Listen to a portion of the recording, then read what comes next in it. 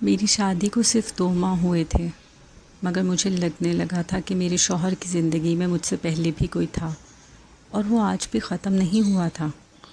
احسن بہت کم بولنے والا انسان تھا۔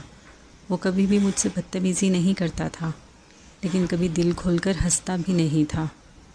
شروع میں میں نے سوچا شاید نئی شادی کی جھجک ہوگی۔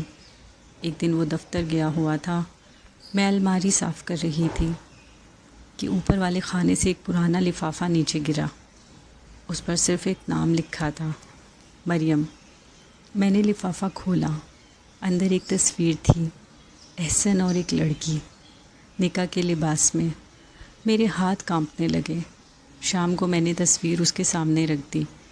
وہ چند لمحے خاموش رہا، پھر بولا، یہ میری پہلی بیوی تھی۔ میرے قدموں تلے زمین نکل گئی۔ پھر تم نے مجھ سے یہ بات کیوں چھپائی؟ وہ آہستہ سے بولا، کیونکہ سب ختم ہو چکا ہے۔ وہ کہاں ہے؟ مجھے نہیں معلوم۔ میں نے پہلی بار محسوس کیا کہ وہ سچ نہیں بول رہا۔ 2 دن بعد دروازے کی گھنٹی بجی۔ میں نے دروازہ کھولا۔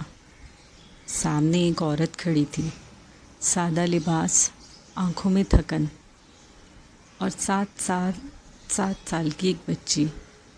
اس عورت نے میری طرف دیکھ کر پوچھا، کیا احسن گھر پر ہے؟ میں نے کہا، جی، آپ کون؟ اس نے جواب دیا، میں مریم ہوں۔ میرا دل جیسے رک گیا۔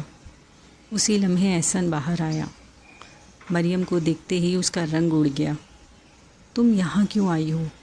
مریم نے بچی کا ہاتھ پکڑا اور کہا، کیونکہ اب یہ اپنے باپ سے ملنا چاہتی ہے۔ میں حیرت سے احسن کو دیکھنے لگی۔ یہ تمہاری بیٹی ہے؟ احسن خاموش رہا۔ اس خاموشی نے ہر سوال کا جواب دے دیا۔ میں روتی ہوئی اپنے کمرے میں چلی گئی۔ پوری رات احسن دروازہ کھٹکھٹاتا رہا، مگر میں نے نہیں کھولا۔ اگلی صبح مریم اکیلی میرے پاس آئی۔ میں نے سخت لہجے میں کہا، آپ میرا گھر کیوں برباد کرنے آئی ہیں؟ اس کی آنکھوں میں آنسو آ گئے۔ اگر میں نے تمہارا گھر برباد کرنا ہوتا تو میں 2 سال پہلے آ جاتی۔ میں پھر خاموش ہو گئی۔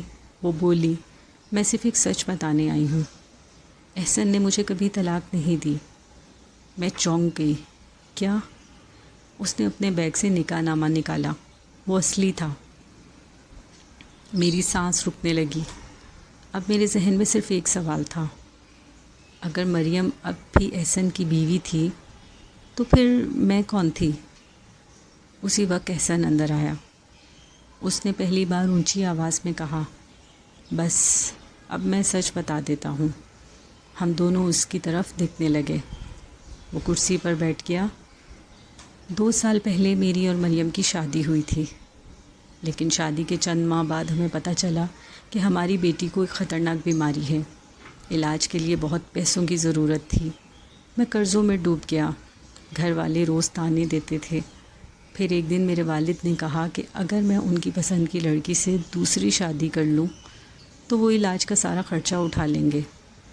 میں حیرت سے اسے دیکھتی رہ گئی۔ میں نے انکار کیا تھا، مگر اپنی بیٹی کو مرتا ہوا نہیں دیکھ سکتا تھا۔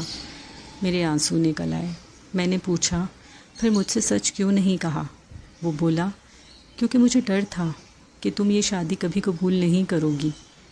اتنے میں مریم نے آہستہ سے کہا، احسن جھوٹ نہیں بول رہا، دوسری شادی کی اجازت میں نے دی تھی۔ میں حیران رہ گئی۔ آپ نے؟ مریم نے سر ہلایا۔ میں نے سوچا تھا شاید میری بیٹی بچ جائے، مگر علاج کے باوجود وہ نہ بچ سکی۔ یہ کہتے ہوئے اس نے ننھی تصویر میرے سامنے بڑھا دی۔ وہ بچی اب اس دنیا میں نہیں تھی۔ کمرے میں خاموشی چھا گئی۔ کچھ لمحوں بعد میں نے پہلی بار مریم کا ہاتھ پکڑا۔ اگر اس دن تو میرے دروازے پر نہ آتی تو شاید میں ساری زندگی احسن سے نفرت کرتی رہتی۔ مریم نے ہلکی سی مسکراہٹ کے ساتھ کہا، کبھی کبھی سچ دیر سے سامنے آتا ہے، مگر آتا ضرور ہے۔ اس دن مجھے احساس ہوا، ہر دوسری عورت گھر توڑنے نہیں آتی، کچھ عورتیں صرف اپنا سچ واپس لینے آتی ہیں۔